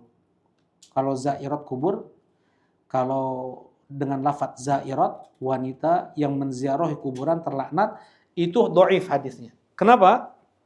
Karena Aisyah radhiyallahu taala anha pun pernah ziarah kubur bersama Nabi sallallahu alaihi wasallam. Ya, tapi yang sering ziarah kubur yang seperti terlaknat. Wal muttakhidhi 'alaiha masajid wasurud. Rasulullah SAW melaknat pula orang yang menjadikan kuburan itu sebagai masjid atau yang diterangi, ya dikasih lampu, ya kuburan dikasih lampu. Kalau di Bandung gimana ya? Kalau Anda pernah lihat di Solo itu, dalam kaum ada, dalam kaum mana? Masjid. Pernah lihat apa kayak ya? Oh masjid dalam kaum, di dalam masjidnya. Masya Allah. Di dalam masjidnya ada kuburan. Subhanallah ya. Nah, itu di dalam masjidnya, dalam masjid nih. Di depan ya, Ustaz. Itu makamnya siapa gitu, Ustaz? Dihalangi tembok. Di tembok. Ya. Kawasannya ada masjid. Itu masih boleh. Nah, satu bangunan. Iya.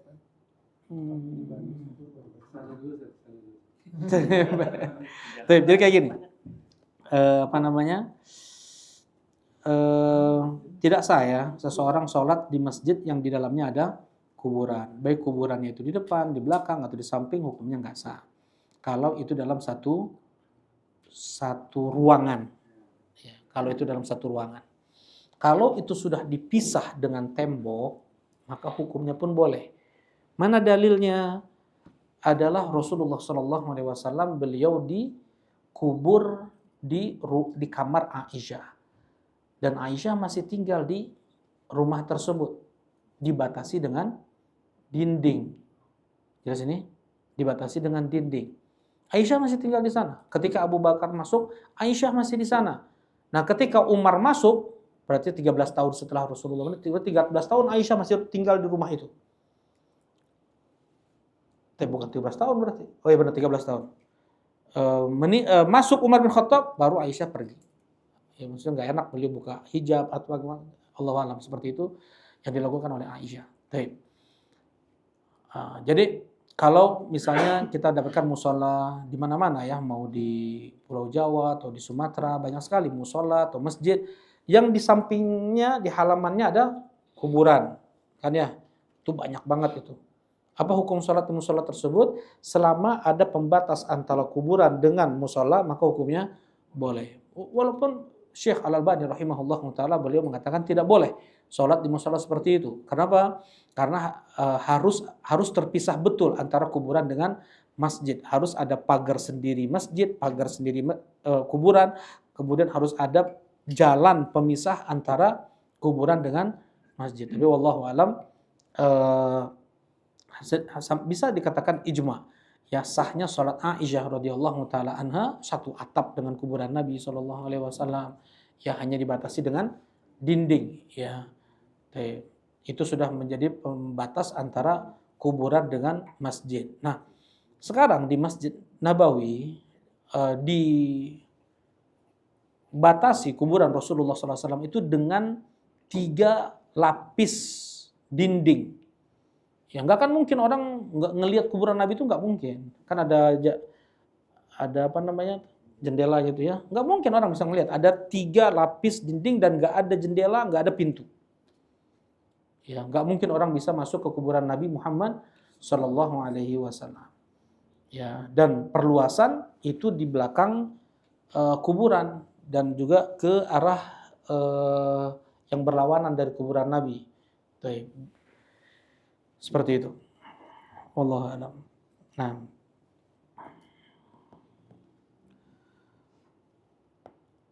Wa la'ana man afsada imra'atan ala zawjiha au mamlukan ala sayyidihi. Wah, ini hati-hati nih ya.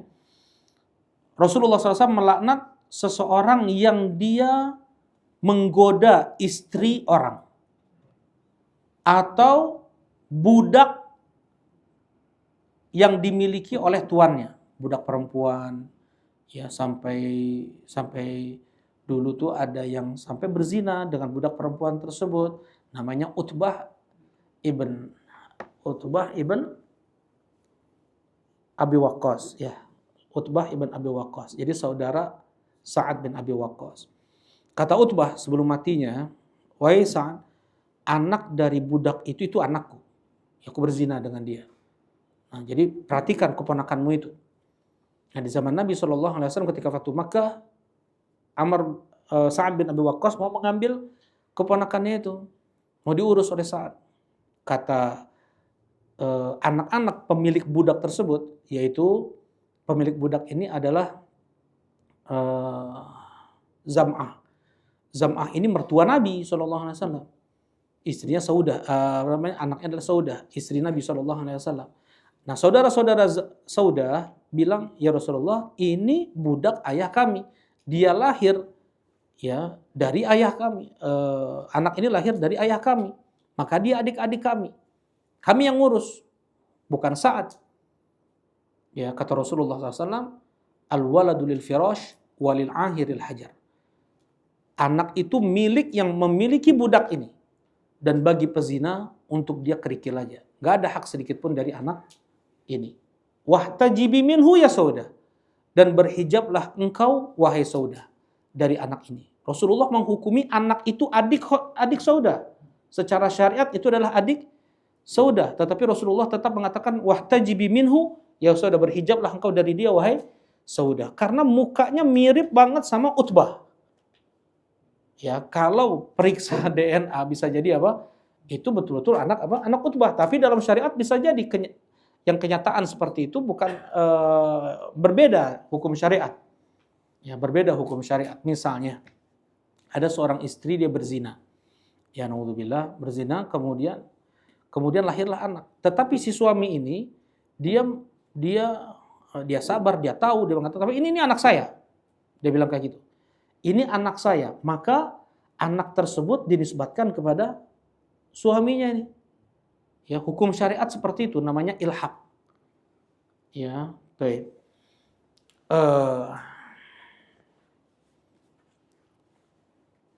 Baik.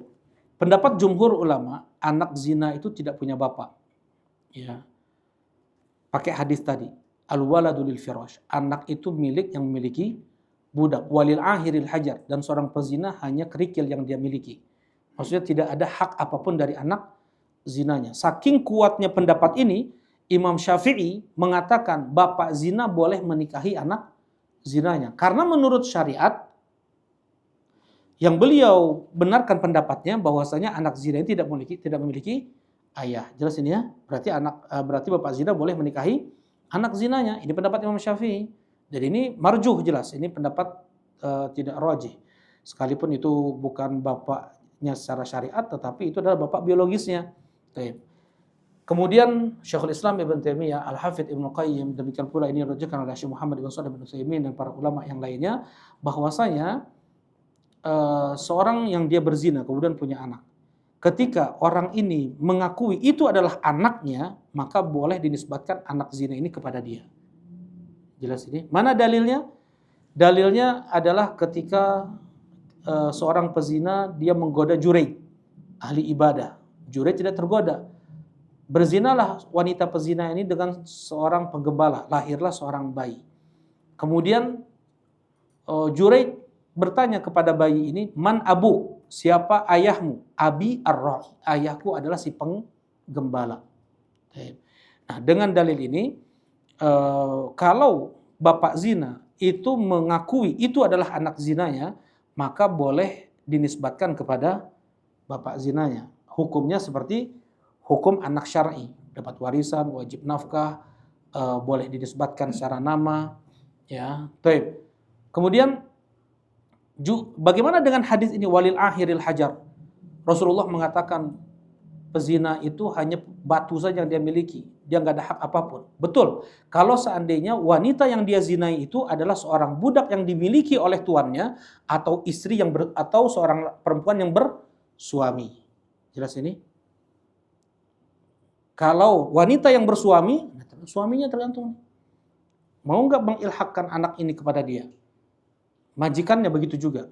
Ya, tapi kalau wanita dia tidak bersuami, dia nggak ada suami, kemudian dia berzina, kemudian bapak atau orang berzina ini mengakui itu adalah anak zinanya, maka pendapat Syekhul Islam, pendapat Ibnu Qayyim, pendapat Syekh Utsaimin boleh menisbatkan anak zina itu kepada bapak zinanya dan hukumnya seperti hukum anak syar'i.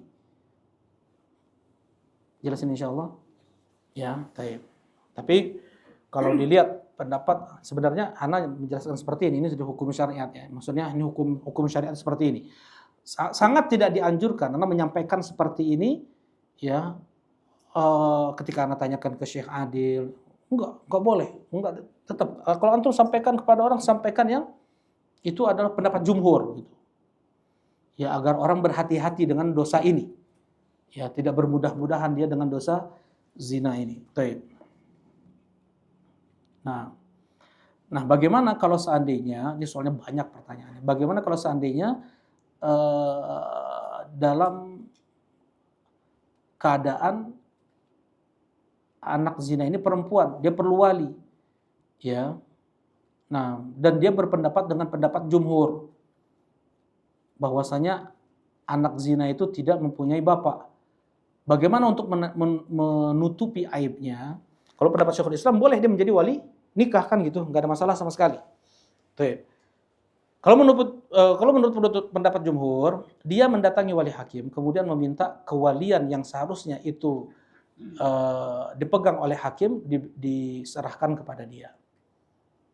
Jelas ini, diserahkan kepada bapak zinanya untuk menutup aib. Dan ini hukumnya boleh, karena taukil, mewakilkan kewalian dalam pernikahan, dalam cerai, itu luas sekali. Dalam kurban, dalam akikah, dalam jual beli, hukumnya boleh. Ya, bab taukil wasi', bab mewakilkan itu luas dalam Islam. Nah, jadi boleh saja si hakim untuk memberikan hak kewaliannya kepada bapak zinanya ini untuk menutup aib keluarganya. Kemudian, wah ya, udah lewat ya. Insya Allah kita lanjutkan di waktu lain. Tafadhol, mungkin ada yang mau ditanyakan? Tafadhol.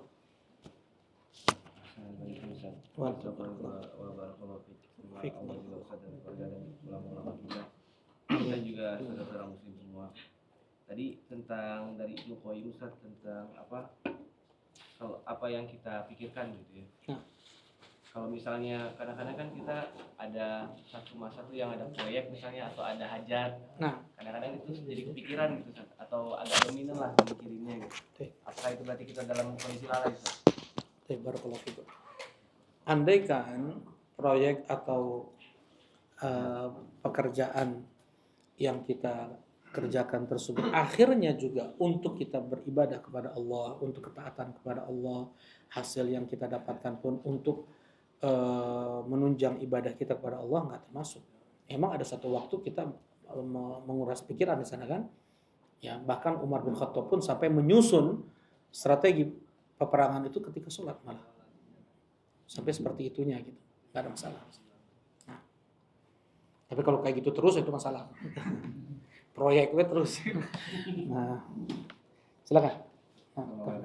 Gambar tadi, apakah ada usulnya untuk anak misalnya gitu, buku anak, buku pengenalan binatang misalnya gitu.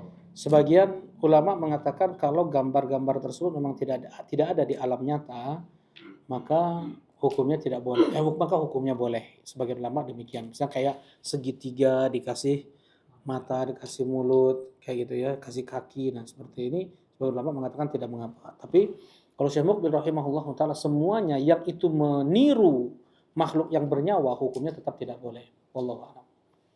Seorang bisa mengambil kehati-hatian. Pengenalan binatang misalnya ke anak kecil, ini gajah, ini jerapah, kan ganti gambar secara utuh buat apa? Bawa ke kebun binatang. Barakallahu fiik. Ketika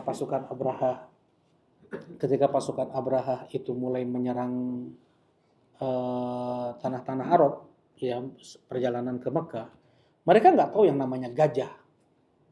Orang Arab itu baru tahu itu gajah itu pada saat itu. Dia nggak apa-apa, nggak tahu jerapah gitu ya. Terakhir, insyaallah yang jelas banyaklah hal. Nah, barakallahu fiik. Fadhal. Tadi Kak Iqbal ya? Oh enggak, ya, fadhal. Mufalis. Kalau laknat Ustaz, apakah laknat dari orang lain, maksudnya manusia lain selain Rasulullah SAW itu juga bisa berpengaruh Ustaz? Barakallahu fiik. Hukum asal melaknat orang tidak boleh, ya, sebagaimana sifat seorang mukmin kata Rasulullah, al-mu'min laisa bila'an wala bita'an. Mukmin itu bukanlah seorang pelaknat, juga bukan seorang pencela. Ya. Nah, dan bahaya ketika seorang muslim dia melaknat person muslim. Ini dosa besar. Dosa besar. Ya. Muslim tidak boleh dilaknat secara orang, tetapi boleh melaknat itu sifat. Yang boleh dilaknat itu sifat, dosa. Ya, mudah-mudahan Allah melaknat pencuri, itu boleh. Misalnya kalau ada yang mencuri, kita bilang kamu mudah-mudahan Allah beri laknat, itu hukumnya nggak boleh. Karena bisa jadi Allah Subhanahu Wa Taala berikan dia hidayah. Yang menjadi khilaf itu nggak ada khilaf. Yang menjadi khilaf adalah bolehkah kita melaknat orang kafir yang masih hidup? Itu yang menjadi khilaf. Kalau orang kafir yang sudah mati boleh dilaknat. Kalau orang kafir yang masih hidup, ini udah ulama khilaf. Ada yang mengatakan boleh, yang mengatakan tidak. Yang mengatakan tidak boleh karena bisa jadi Allah Subhanahu Wa Taala berikan hidayah kepada orang tersebut, baik Islamnya. Seperti ketika Rasulullah SAW melaknat orang-orang Quraisy, tokoh-tokoh Quraisy, Allahumma alaika bi fulan fulan fulan, disebutin namanya. Kemudian Allah Subhanahu wa taala tegur Nabi sallallahu alaihi wasallam, "Laisa laka minal amri fi syai'." Ya Muhammad, kau tidak ada urusan untuk ini. Akhirnya Allah Subhanahu wa taala berikan hidayah kepada tokoh-tokoh Quraisy tersebut dan baik Islam mereka. Seperti itu. Nah, wallahu alam, ini Anda berpendapat ikut pendapat dengan pendapat yang seperti ini. Tidak boleh melaknat ain kafir. Ya, tapi maksudnya person kafir nggak boleh. Tapi kalau dia sudah mati, sudah sampai juga dakwah Islam kepada dia dan dia memilih kekufuran dan kesyirikannya, boleh dia dilaknat. Masuk dalam kategori kafir penghuni neraka. Wallahu a'lam. Baik. Untuk silakan pertanyaan lain. Nah, cukup ya. Yang Anda sampaikan tadi dalam permasalahan gambar itu di sana ada fatwa-fatwa lain ya, sedangkan Anda cenderung pada pendapat yang tadi Anda sampaikan. Wallahu alam, Anda tidak memasukkan pendapat. Subhanakallahumma rabbana wa bihamdika asyhadu an la ilaha illa anta astaghfiruka wa atubu ilaik. Assalamualaikum warahmatullahi wabarakatuh.